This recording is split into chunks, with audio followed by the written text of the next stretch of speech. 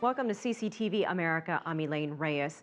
Israel has intensified its airstrikes on Gaza, striking about 200 Hamas targets Wednesday. Officials in Gaza say more than 50 people have been killed this week. Meantime, Palestinian militants are fighting back, continuing to fire rockets into Israel.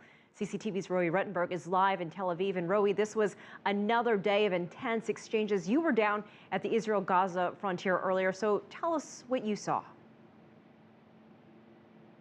Indeed, and I was standing right there from one of the vantage points where you can actually stand in Israel and see directly into Gaza and Gaza City. A bit of a distance. We saw some of the strikes from Israeli jets landing there in Gaza, smoke going up from the explosions. And at the same time, we also saw rockets fired north from Gaza over Israel, a few of them exploding right above our heads, and that's because Israel has this defense shield, the so-called Iron Dome, which intercepts a lot of them. But we did also on Wednesday hear that a number of rockets managed to reach great distances into Israel, into northern Israel, to the city of Zichron Yaakov, which is about 140 kilometers north of the Gaza border. That, of course, being a substantial worry to Israeli officials here.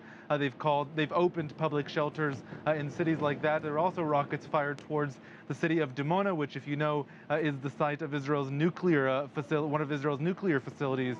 The situation here escalating. We know that in Gaza right now, the situation is critical at the hospitals. They're calling for additional blood and additional facilities. We know that the death toll there, as you mentioned, has now topped over 50. We understand that a number of them include civilians, including children. So this situation becoming quite critical. And the Palestinian president, Mahmoud Abbas, we understand from sources within his own government, his close advisors, suggesting that he may actually take action against Israel at the ICC in The Hague. That would, of course, be a dramatic political escalation of this conflict as well.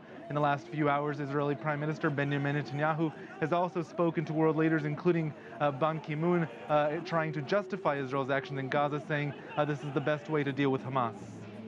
And Rowie, we heard the Israeli Prime Minister use the phrase "calm will bring calm," suggesting that Israel would stop once the rockets from Gaza stop. But we also heard from Hamas's leader speaking in Qatar, rejecting the offer. So where does that leave us?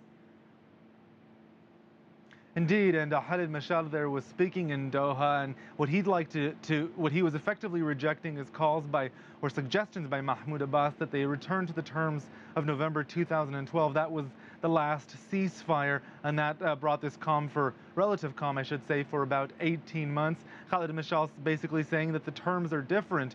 He said that originally Hamas was responding within a certain range, 40 kilometers north of the Gaza border. Now, of course, the game has changed because of Israel's offensive in Gaza. We understand that in the last 48 hours, nearly 500 positions being targeted by Israeli jets. Khalid Mashal listing other officials, I should say, from Hamas, listing the demands that they want to see, including the release of several prisoners who have been rearrested after they were released in the so-called Shalit deal, that prisoner exchange for the freeing of the Israeli soldier. This, of course, is a very tense situation, and it looks like Hamas at this point is rejecting any suggestions that they would stop firing first. All right, CCTV's Rowie Rettenberg live in Tel Aviv.